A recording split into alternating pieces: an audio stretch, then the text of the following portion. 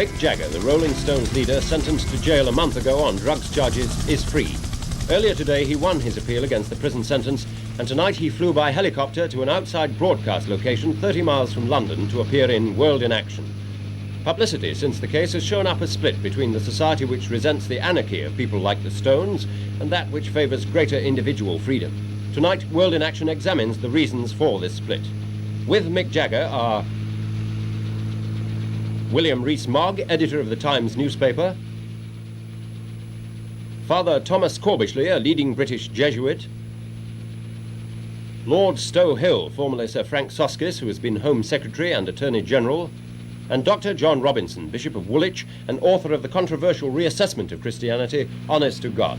Mick Jagger has been silent for 3 months. He's read of people saying he's got what's coming to him, of a poll of young people in which 85% said his offence deserved a jail sentence, and he read the Times asking, who breaks a butterfly on a wheel? Ladies and gentlemen, could I just ask that you take your pictures as speedily as possible? Don't think we've been unreasonable by asking Mr. Jagger... Earlier today, Mick Jagger talked briefly to a press conference after the Lord Chief Justice, Lord Parker, had quashed his 3 months prison sentence for possessing amphetamine tablets and substituted a 12 months conditional discharge. Lord Parker told Jagger, if you keep out of any trouble for the next 12 months, what has happened will not be on your record as a conviction. If you do commit another offence, you will not only be punished for that offence, but brought back and punished for this one. Lord Parker also said that whether he liked it or not, Jagger was the idol of a large number of young people. He had grave responsibilities, and if he committed a further offence, should expect a higher penalty because of his responsibilities. Keith Richard, the other Rolling Stone convicted with Jagger, left the appeal court free. The court quashed his conviction of permitting his house to be used for the smoking of hemp. And one more happy one for me. That's it. OK, gentlemen, can we call it a day? Yeah. As an idol of many young people in this country today, you have a very grave responsibility. It's a grave view. So I don't remember. How do you propose to exercise that now? Well, that's very difficult.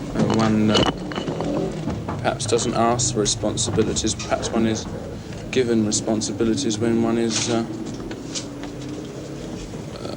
pushed into the limelight in this particular sphere rather than asking to be. And asked to be pushed into this, and in a way merely asked to be my private life to be left alone, so as it were.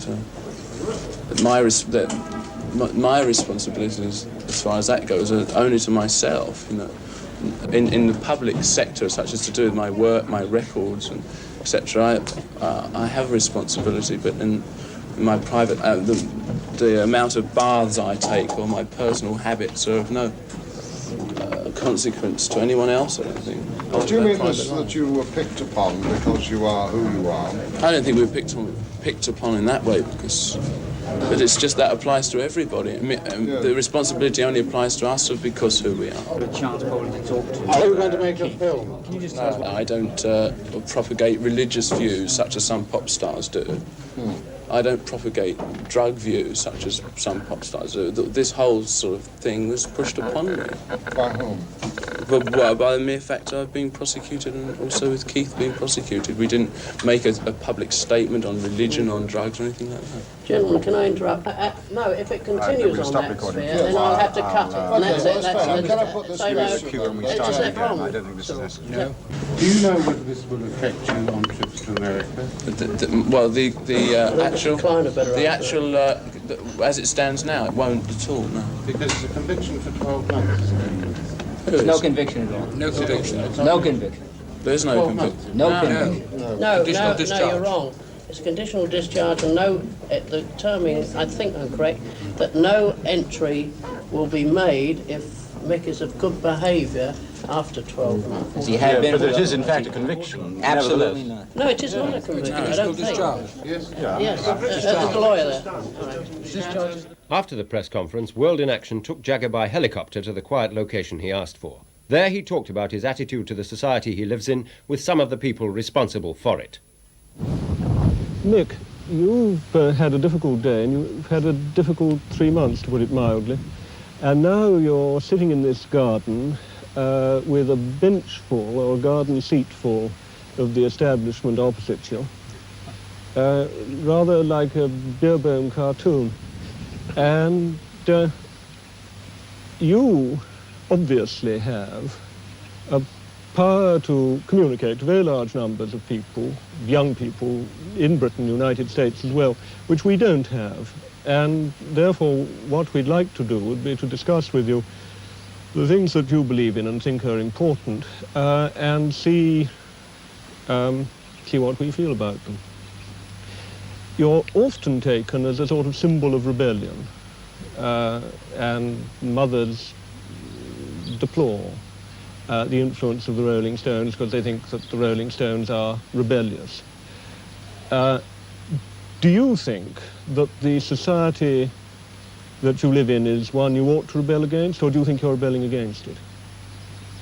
Yes, definitely rebelling against it. And I mean, not in the obvious way that a newspaper or pop sort of headline would do it. But obviously we feel there are things wrong with society. But I haven't, until very recently, been into this kind of discussion at all, because I haven't really felt it's been my place, or through my knowledge, which I don't think is enough, to start pontificating on these kind of subjects. I've tried to keep out of discussions on religion, such as some pop stars trying to set a good example to teenagers by being religious, or others will try and set an example by saying, you should take this kind of, I've taken these drugs or these drugs, They're trying to keep out of that. But one finds oneself, society, more or less, has pushed one into this position. Never asked to be pushed into it. And Lord Parker today said you have a great responsibility. A responsibility which has been so much pushed upon us, rather, the influence that we have has been pushed upon us, especially during this drug thing. We was once asked to make certain pronouncements on it, where this is really, all this kind of thing is really part of one's private life, Before this, I didn't really want to talk about it. One invariably gets drawn into controversy, Mr. Jagger, doesn't one? What I'd like to ask you really is this. You appeal to millions of young people. You give them pleasure, they enjoy your art. How do you conceive yourself as an influence with them?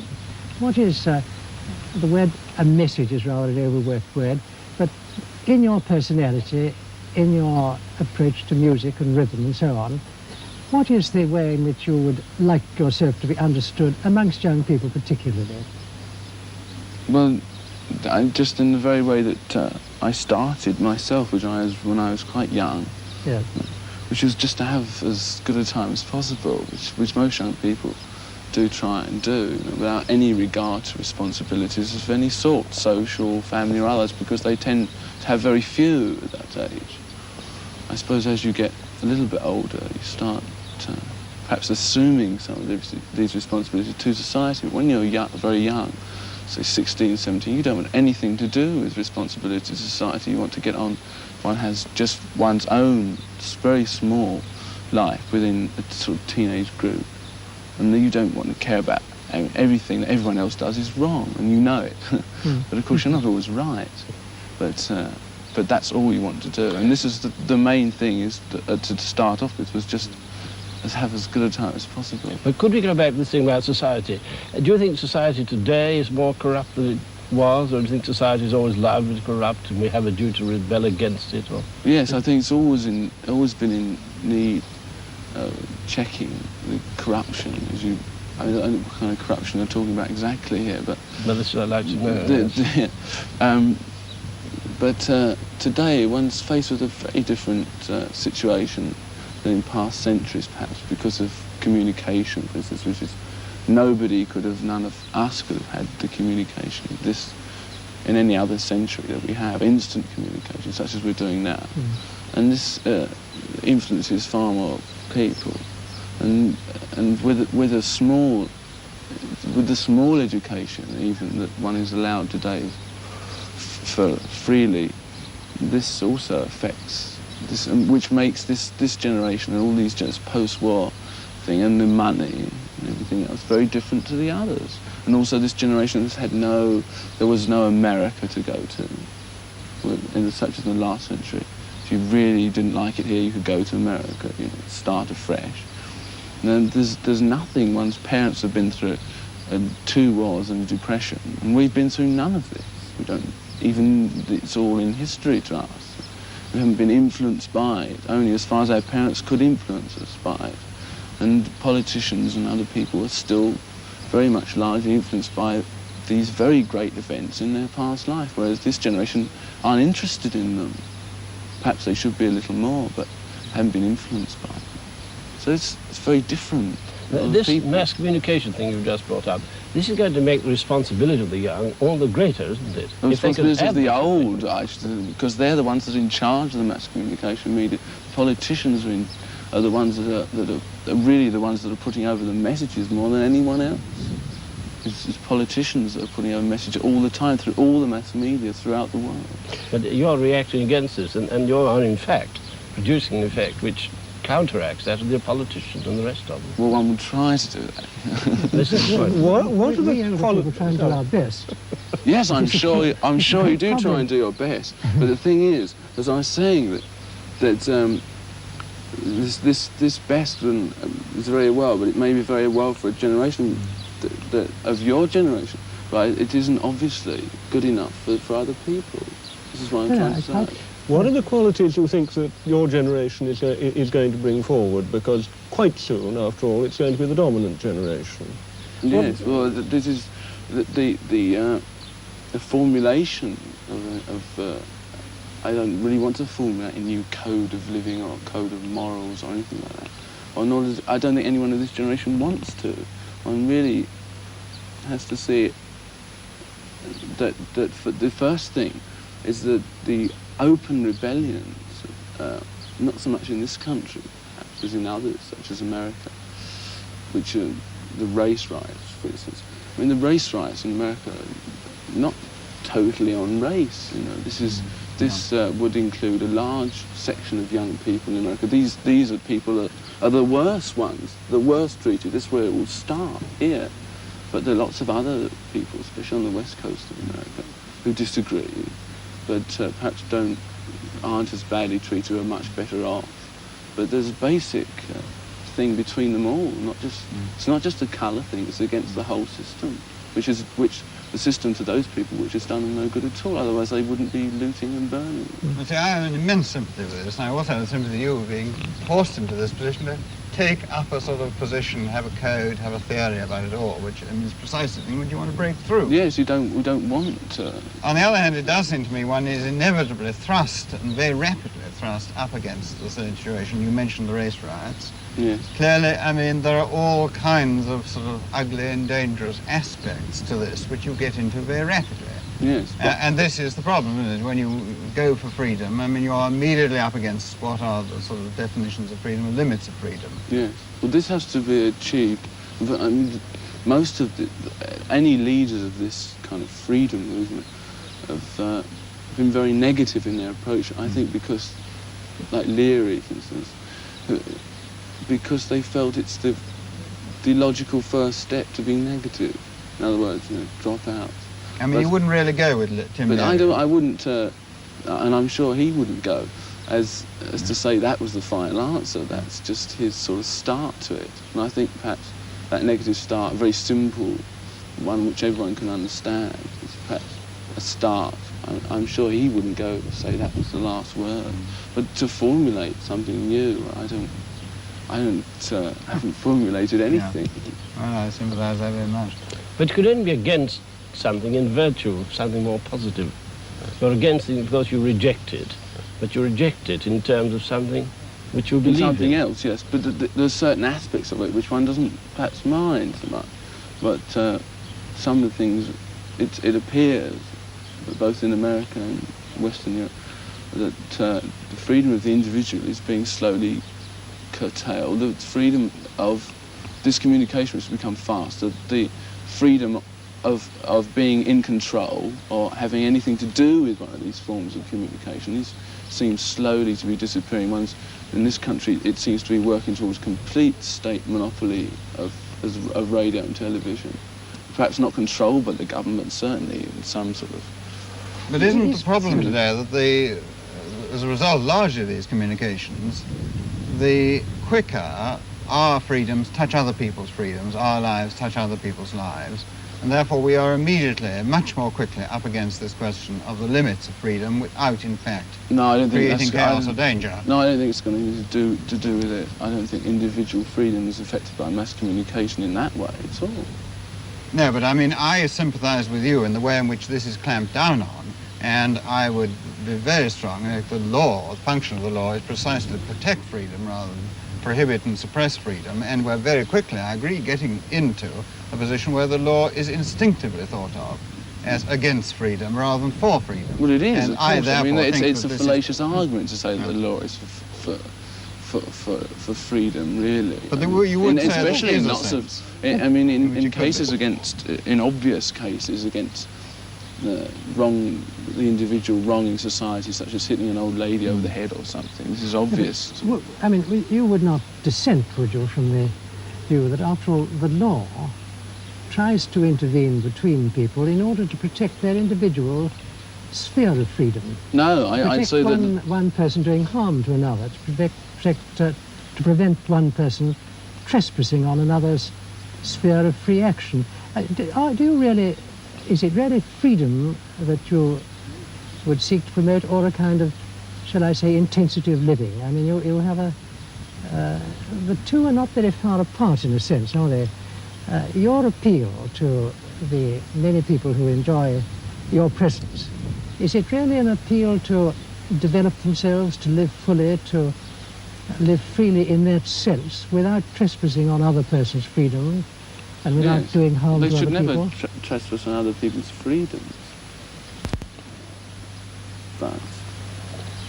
But quite often the law seems to work in the way of protecting a minority of interests, or to protect an interest which one would think was rather empty. I can, for instance, there was a time when attempting to commit suicide was a criminal offence.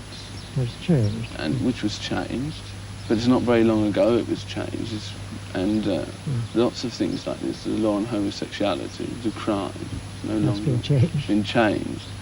And in the same way as those two things, one can see someone who takes a drug which is very bad drug, such as heroin or something, a crime against himself, not a crime against society. I can't see how that is a crime against society. It's any more than jumping out of a window. It's a crime against society. It may cause other people inconvenience if someone jumps out of a window and lands on someone else. But I mean, it doesn't.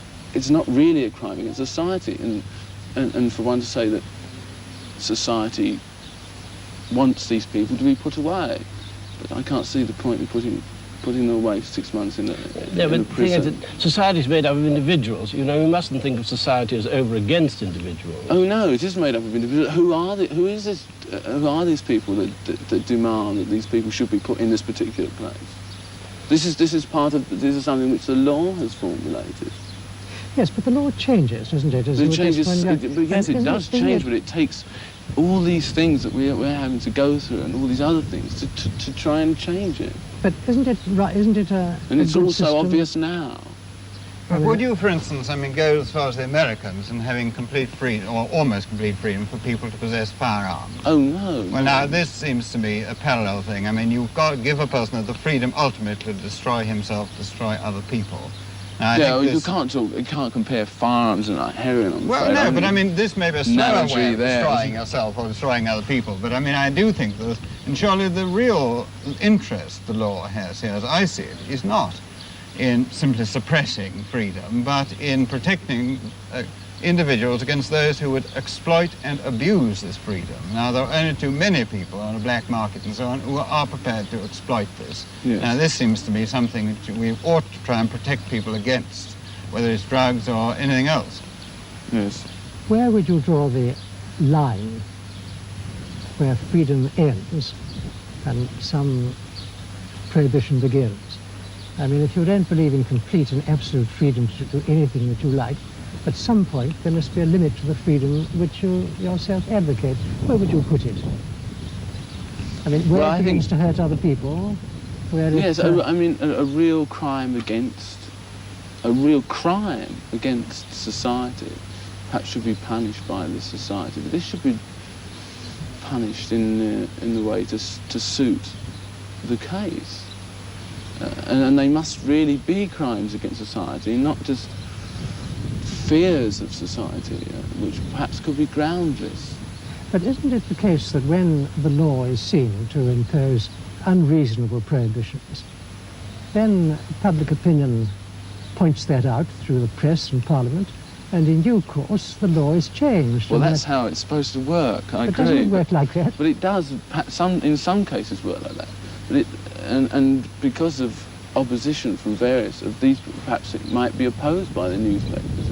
Perhaps it might be opposed by Parliament and not opposed by the newspapers. I mean, why should the newspapers have this power? Because I feel that when one was talking about personal responsibility, that the newspapers have this responsibility, perhaps even more than any individual, and they tend not to use it quite often. Well, people's opinions differ, don't they? I mean, and they find the differences find expression in the press, and it is only by the general, as it were, public debate that society arrives at a conclusion that a particular law fits or doesn't fit and wants changing. Don't you accept that? No, I accept that, yes. I wouldn't accept that you've sort of given a textbook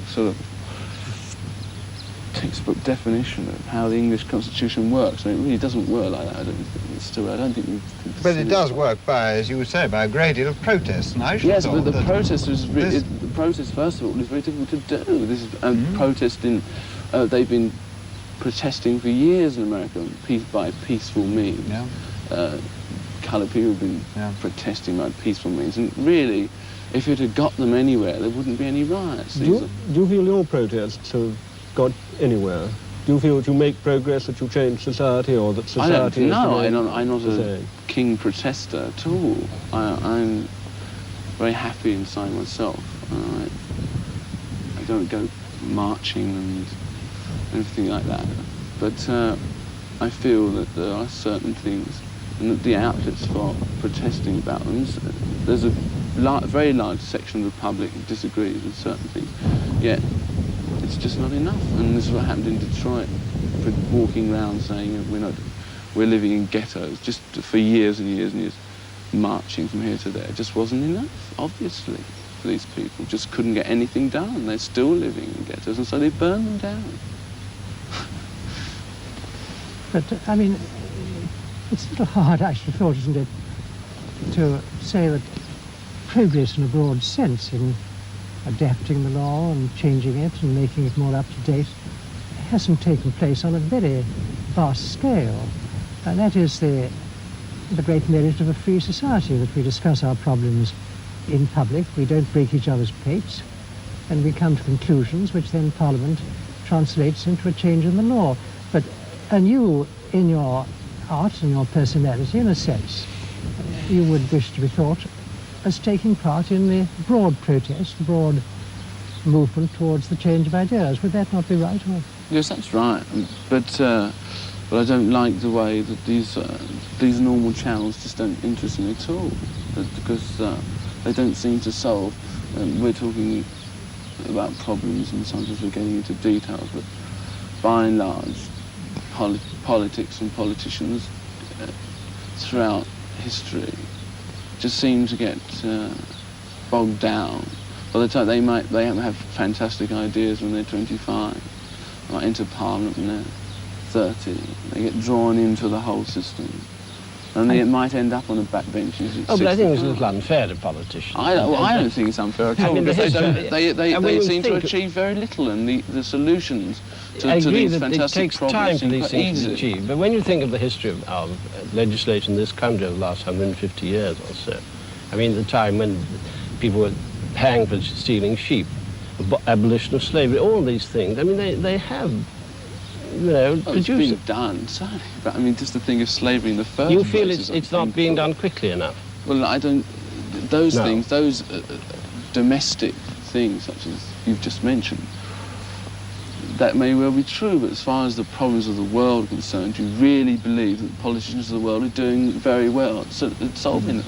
I think you've got to have a tremendous head of steam constantly underneath from the bottom to get anything changed. I mean, you've got these... to work away with... But I mean, I do think it's worth mentioning here the fact we're all here today. I mean, very largely, I would say, depends on the protest that's come from the very top, from the editor of the Times, and the courage to risk prosecution by making comment while the thing was sub judice. Now, this seems to me a very courageous act of protest, which I think has let go a tremendous amount, which is creative in the last few weeks, so that, I mean, this hasn't been a totally negative thing, and I think I'm very happy with that. Yeah.